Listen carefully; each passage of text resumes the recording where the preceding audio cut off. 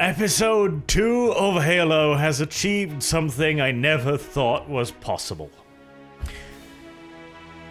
I did not believe it would be humanly feasible to fall asleep whilst watching a show, whilst a Midwestern American and a German yapped in my face constantly. And yet, Episode 2 has managed this. This was one of the most boring pieces of entertainment I think I've ever watched. Yeah, it was pretty bad. And, you know, I'm starting to see a reason why the rest of our friends, like, hey, you want to come watch the Halo show before we, like, make a shitty review about it? And they're like, nah, I'd rather go do something else. Yeah, I'm kind of envious of them. Like, it wasn't even funny that bad this time. It was just boring. The entire episode exists for absolutely no reason. None. Okay, so, end of episode 1. Spartan, Master Chief, Halo, Pablo Escobar, whoever the hell this person is supposed to be. I don't even know, nor do I frankly care anymore. Escapes the UNSC. He goes like, eat my ass, you authoritarian douchebags, MacGuffin, ho! And shoots off into the galaxy to find his black friend, who apparently is running a pirate clan or something, an anarchist lovey-dovey hubby community, because reasons. And John knows where he lives because reasons, and the entire episode can best be described as reasons. And at the end of all of this, he is recaptured by the UNSC. He voluntarily gets captured. He turns on his bacon, and he's home with Halsey looking at him going, John, why did you act like a silly boy? You just wasted 50 minutes of everyone's time. And he doesn't even have an excuse. He really doesn't. He looks at her and is like, oh. I had to feel.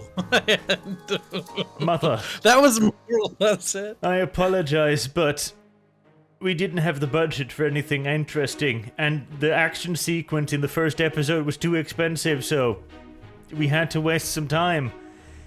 You know, they wasted a lot of money on that asteroid scene, I'm gonna tell you that right off the bat. Because all the pointless, frivolous CGI, the flying carts, the magical, mystical, fistical carts that eject themselves out of the asteroid and then grab onto a wire. God, you know, there's not any safety hazards here. That's Wonka's Wonderland. So, a Spartan decided to flee the early Spartan program, and Master Chief was like, no, you don't, Mr. Person. You shan't escape. Aw, it's you. I kind of liked you. Okay, I guess you get to escape then. And that's it. That's the flashback. And somehow, John keeps contact with this guy who is a wanted refugee, a wanted criminal. A Spartan on the run, nobody cares. He's made himself a little empire out of a rock.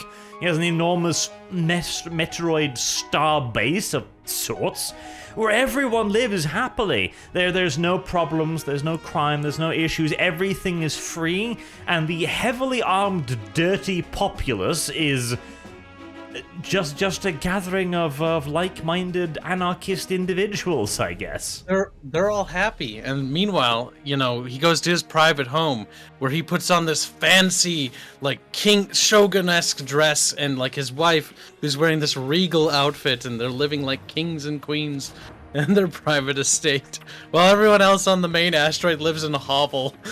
I mean, that's true. The asteroid itself, it's dirty, it's stinky, it's filled with all kinds of and the usual gayness of a dirty space station. Meanwhile, he lives on his private little asteroid, eating fresh fruit. Fresh fruit, mind you. How difficult do you think that is to find on an asteroid base, occupied by pirates and rebels in the middle of nowhere? Oh, you know, I'm sure it's not as difficult, it's not difficult at all, because you know why? The writers simply just wrote it in. That's this episode in a nutshell, though. The Pelican, which we did double-check, because I was 90% certain that Pelicans aren't slip-space capable, is slip-space capable in this show. It enters slip-space seamlessly. Yep. Before the, the retrofitted model, I forget what it's called, where they actually add slip-space capabilities to Pelicans. It's a special type of Pelican, mind you, not your basic bitch utility transport. But yeah, so it's slip space capable. I saw that and I about just fell out of my chair. The second thing that made me fall out of my chair is what do they call it? The Fall Dawn or something like that? No. Oh my god. What's wrong with you? They call. What was the name of it? It was basically something Dawn, and I was like, they literally have the same ship classification, UNSC frigate, as the Forward Unto Dawn, right? And it's also got the same thing where it's like it's also Dawn, but it's like Stalwart. Dawn. Stalwart's Dawn, and I'm like, what the like? Come on, just come up with like a different ship name, something new here. Luckily, it also turned out to be in precisely the area where Master Chief ran to, because I guess the galaxy's a pretty small space, everything considered. And they were ready to just pick him up when he decided that he needed to surrender, because, you know, the MacGuffin, he was informed by a crazy black monkey person who runs... No shit, they have a dude. They have a crazy community, which they lock up in these little cages. And this guy is in there, crawling off the walls and the floor, and he's their expert on Forerunner tech. I'm like, yes, I know the Covenant. A little Asian chick. May I lick your helmet, sir, Master Chief person? It is just the dumbest thing, and it's the classic plot thing. Oh, it's a crazy person. He totally knows things that only crazy people do. Good. Yep. He gives away the whole thing that the Covenant's great thing about the great journey is it ends with the doom of humanity and all life. He's figured out that the rings are weapons. He's figured out that the rings are what the Covenant are after. He's figured out that the rings are just life wipers that'll destroy everything. Yep. They don't show this to you. They do the worst thing a storyteller can do. They simply tell it, and you're expected to just clap and just drool and be like, of course he knows. And he gained all of this information by being kidnapped by the Covenant. So, the Covenant don't know that these are simple weapons. The Covenants don't know where the rings are. The Covenants don't know the true purpose of the rings. And yet he figured it all out after his little sojourn on one of their ships. Like, what? Is there like conspiratorial fan fiction just lying around? Like, could the rings actually be weapons, or... At this point, they shouldn't even know, like, they don't know that much about the Forerunners except for certain parts of the branch of, like, Oni or parts of humanity. So, like, the fact that this guy just knows all this stuff and they've already established it. They also established that the Covenant have discovered the location. They're setting that up. They discovered the location of the ring because one of the elites reported back. An elite, mind you, that wasn't garbed in any particular armors that I noticed. Because elites are garbed in different armor types to normally denote their classification or what like rank they have, you know? He didn't look like an admiral. He didn't look like a captain to me. He just looked kind of like generic elite from the first episode. Basic bitch elite. Yeah, but that's fine, because he exists to inform the pet human that she needs to go and seduce Master Chief now. Yep. They showed us her ass, so I guess she's going to use that on Master Chief. Slowly undressing, because... I guess the show needed to have something happening. Like, there's some side boob, and you see her ass, and then you're like, okay. Also see that she has a scar on her back. Not that we care, but there it is. I'm not sure if that's going to be relevant for later. They focused in on that. They show her basically yapping up the prophets with no respect, right? Like, I'll retrieve this for you, the prophets, and they're like, okay, we trust you, human. It's like, oh my god. The prophets who hate humans. They have their little pet human that they love and adore, and they give everything she wants, basically. But she is a valuable asset. They can't send her out willy-nilly, especially not on, like, deep recon infiltration attempts, which they're apparently going to do now. Why not? Like, actually, at this point, why not? Why the hell not? What is her purpose in the story beyond this? And the whole scar thing, too. That is going to be her connection to Master Chief, because they started the episode by showing Master Chief's scar, and they ended showing her scars. You know what they're going to do? They're going to show each other's private parts when they finally meet each other. It's going to be a romance. I swear to God. I swear to God. They're gonna bang. And I'm going to hate it if it happens. Oh, it's going to be great. It's going to be... Like, you too were molested by people against your will? Oh my god, perfect character bond moment. It's like, well, yay. We are alike, you and I. On the bright side, at least we placed the Asian child on a rock in the middle of nowhere, from where she will be recovered probably next episode, but oh well. She still Yeah, didn't wipe the blood off her face either, incidentally. Yep, for the majority of the episode, her friend's blood was still on her face, until she finally cleaned her face when they get to the asteroid. Couldn't be bothered to do that at any other point where they had downtime. I'm guessing Spartan 066, I think he was, pointed it out to her, like, that's pretty gross, right? Aw. I was enjoying it, though. But I kind of like the aroma it gives. It's like, what? Reminds me of home. I suppose Fair it enough. would. We have another obvious character setup moment where the little child runs up to Master Chief and stamps his hand with a smiley face. Like, I will look at this in the future and be sad. As he does. He's talking to Halsey. He's like, I don't know how to feel anymore. Stares at the smiley face. Maybe the little child was onto something. He was so innocent. I'm looking forward to that entire family being killed. That story arc is so dumb. Like this episode was just boring. Like, I asked myself, and I asked Fairman, who was watching it with us, and I asked Arch, because we were all pals just watching this piece of shit show, right? And I'm like, I don't feel like I'm watching Halo. Like, nothing about this feels like Halo anymore. Like, this episode, like the previous episode, there was tie-ins to Halo a little bit, like some references, This episode, like, the mask has just slipped off, and it's like, it's just waffling about. Cortana's a AI that's supposedly created to replace the brains of Spartans now, which is weird. Apparently, there are no artificial intelligence. None of the, like, AIs that run cities or ships, they don't exist anymore. That's kind of what I got the premise of, which is weird because there's superintendents that run cities and handle, like, simple traffic systems, and they basically run the background information and the stuff that happens, and to help make things administration-wise easier on things, right? So that things can go smoother. Well, apparently they don't exist because the show makes a big stink out of saying, like, we have no forms of any sort of artificial intelligence, and the only way to do it is by using flash cloning techniques to basically suck the brain out of somebody and put it into a chip. It's like, that wasn't quite how Cortana was made. Like, I wonder if the writers really read anything or even played the games. But then again, we already kind of know the answer to that. That was a definitive no. It's also that Cortana is now an upgrade to the Spartans. She's intended to replace the Spartans now. Yes, which is... I'm having a real hard time understanding that. Like, it's like, Cortana is going to replace all the Spartans. Okay, so you're going to have one artificial intelligence. It's going to replace all the Spartans, because now apparently, like, it's so weird the way they talked about it, because I couldn't quite believe it myself. It's supposed to replace them, as in replace their consciousness. Like, you plug it in, and then their brain just melts, and Cortana takes over? Is that what she was implying? Because that's what it sounded like. It was so weird, the presentation of it during the committee hearing she went to. Oh god, the committee hearing where they started talking about gas prices. Arch whinged when that happened. I love it. This show's great. So, like, I'm a big fan of Halo, like a pretty big fan, and I've considered it's been dead for a long time, so I'm kind of over it.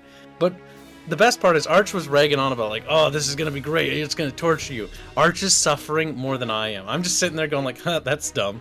Meanwhile, Arch over there is like, he's just like rubbing his lobes, his brain. He's like, oh. It's simply just bad storytelling. It's also thoroughly obvious and telegraphed to hilarious amounts. And the writing makes absolutely no sense at any level. So, in the anarchist utopia, Soren, in his private asteroid attached to the larger asteroid, is looking at John going like, didn't you know they experimented us and shit, bruh?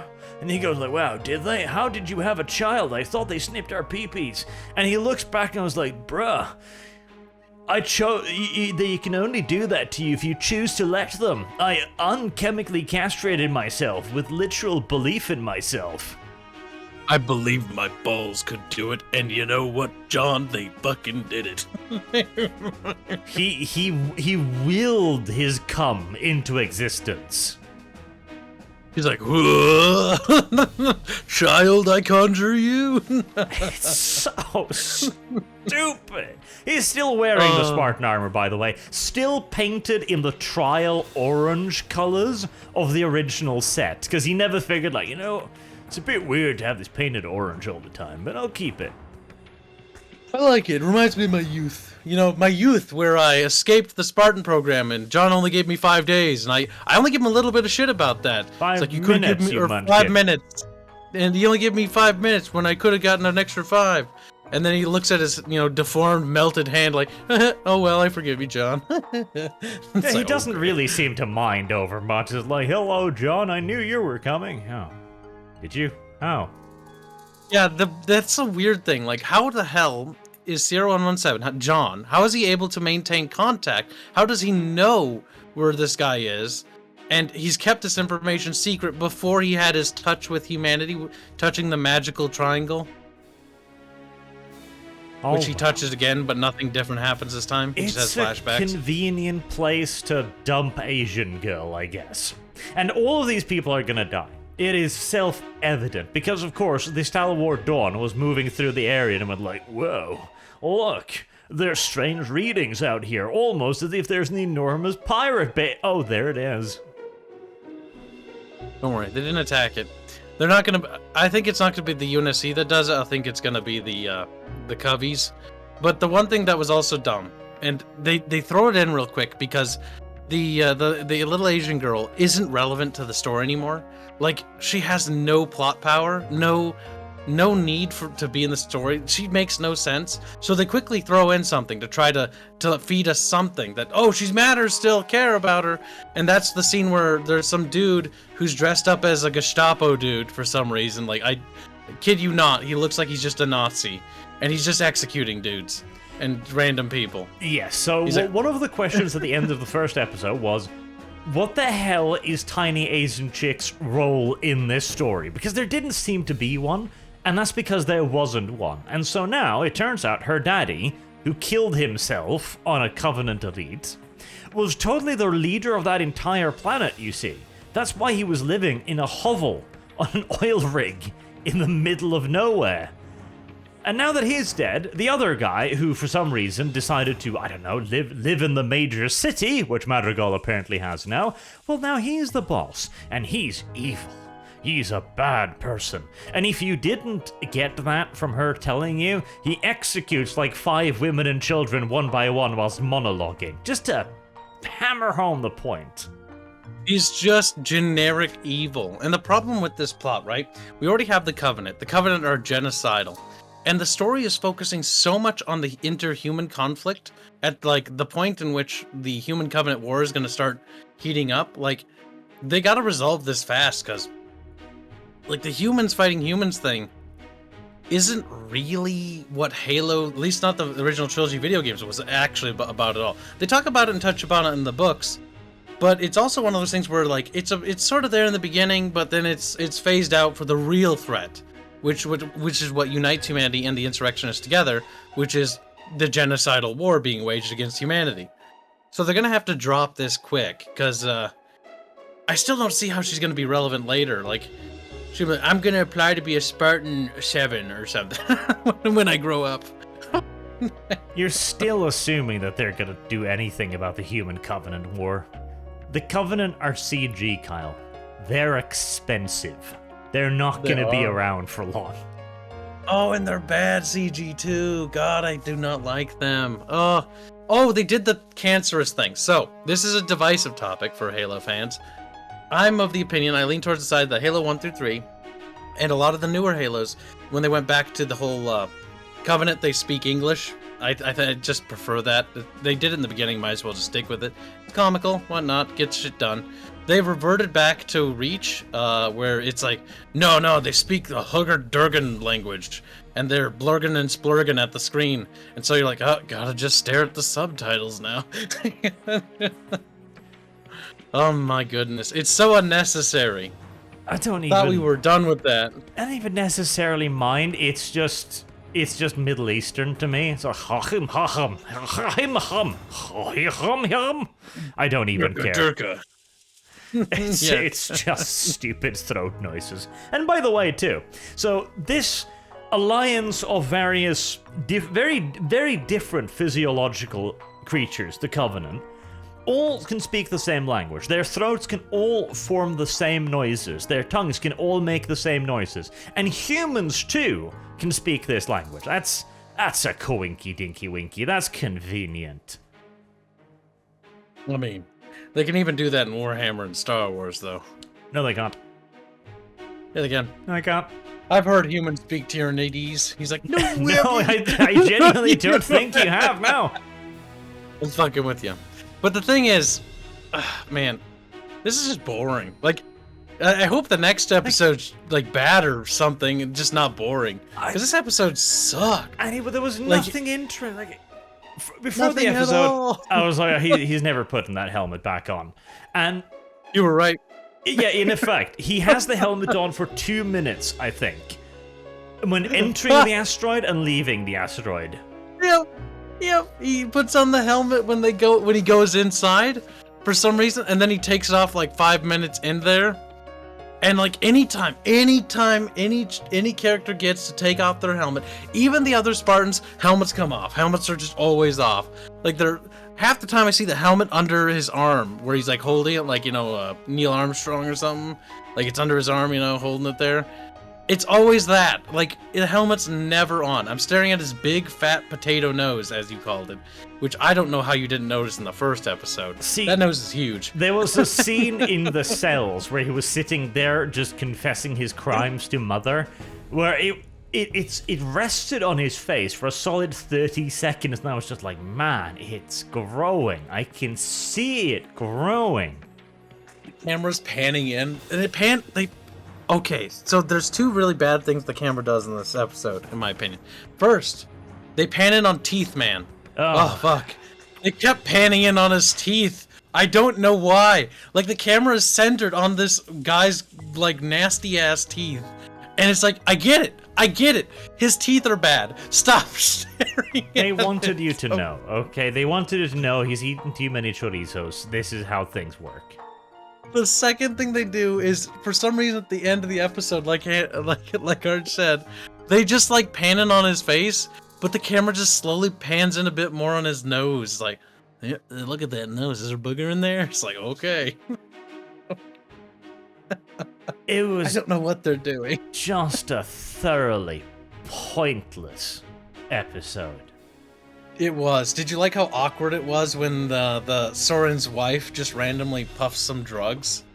Yeah, because again, it is the anarchist paradise. Everything's free. He just like, do you have some chorizos? Yeah, resources are abundant on our asteroid home. Here, have some. He's like, I'll take half of it. He just walks up to some merchant selling Cheerios, right? And just takes half of it because he's such a nice leader, right? He just takes from his people. I don't even know if, like, either there's two interpretations here. A, they're so afraid of him that he just gets given whatever he points at. Like, you don't get me. Or B, this is their economy now. It's like, oh yes, free food. Everyone gets free food. Yes, on an asteroid. A tightly packed asteroid with not a lot of agricultural room. It's... Food is not a problem here, Birch. It's all fine. It clearly isn't. And nothing... There was nothing this episode. This episode's only progress was... Crazy person tells John that the rings are weapons. Nobody knows how he knows this, but he does know this. And Asian chick realizes that her father's evil brother is being evil. Good. He's evil. Don't forget, we saw Covenant Girl's ass. Ah, yes, I suppose that was a part of the story plot It must as well. have been. They made it a big deal, like the way they set up that camera, like, check out these cheeks. And it's like, okay. So, like, what are you doing, game or movie or whatever you are? It's like, I don't know. I'm running out of ideas. I'm assuming it was just to show off her scar and be like, I've been abused as well. But it comes across as just one of those Game of Thrones moments Like, this is an official term now in television. When you just see a moment on the screen and you go like, yeah, Game of Thrones. Can we move on now? Why did we, like, what did this scene do? Like, the show, oh my god. It actually annoys me. So, this part annoys me. Remember how earlier we mentioned when we're watching the show, when Chief turns himself in, there's no scene where he meets his team and talks to them, or explains to his team, or character bonding moment between his teammates. He just gets captured, and then all of a sudden, snapshot, he's back on the, whatever the hell planet it is. It is incredibly jarring. It is literally not even a cut between him surrendering himself and being back on the planet, in custody. Yep, it's so quick. And they waste so much screen time on pointless crap. Like the scene in Soren's house that does nothing. Like, that did nothing to build his character or really establish anything, other than the fact that he lives an extravagant lifestyle and he's happy or something. And I don't think anybody cares about Soren. They waste time with, you know, the ass shot to show off her ass. And when they do nothing to actually, like, develop the story or the characters. Like, we had no development with his team members, who the show keeps bringing on as if they're going to be relevant, but they just keep getting, you know, cucked in terms of screen time. They get nothing. At least they get to take off their helmets too. That's good. Yeah, they started taking off their helmets a lot, so I think we're seeing a theme here. Helmets are not cool. They're lame apparently nowadays, and we just hold them on the side of our arms, or just, you know, set them down on the table somewhere. This isn't a Halo show, is it? Nope. I hope the next episode is at least bad. That'd be preferable to boring. And so we will end today's review of this absolute non-event with some cheerful words from Soren, okay? No matter what's wrong with you, even if you've been literally chemically castrated or your arm is turned into a molten mess, just believe in yourself hard enough and you'll fix it. It's fine. It'll heal. Wow, magic. You too can have children so long as you can will the cum into existence. Soren. Just believe. The Halo TV series. Just do it. Just do it. Shut the fuck up. Believe in something. Oh god. Anywho. Yep. Nope. I'm actually just gonna cut the review right there because nothing happened and we've already been. It is the most boring piece of television I have ever seen, and I would rather just watch reviews of it than the goddamn show itself at this point. Well, we will soldier through though until next week and next episode, which at least will have, I hope, a little Asian child running away from gunfire. Have a good day. Hopefully we'll see you again then.